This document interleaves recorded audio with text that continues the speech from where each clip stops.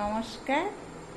কোন কোন তারিখে টাকা ধার দিবেন না এবং লোন কারো কাছ থেকে নেবেন না, কোন কোন তারিখে?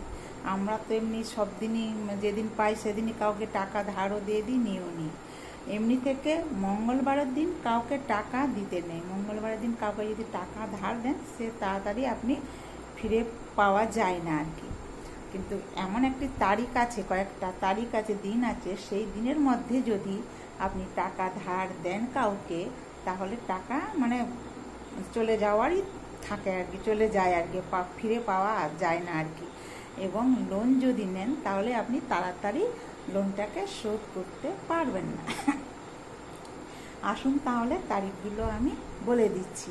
প্রতি মাসের ইংরেজি 8 তারিখ, 17 তারিখ ও 26 তারিখ, এই তারিখগুলোতে কারো কাছ থেকে টাকা ধার নেবেন না এবং কাউকে ভুলেও টাকা ধার দিবেন না।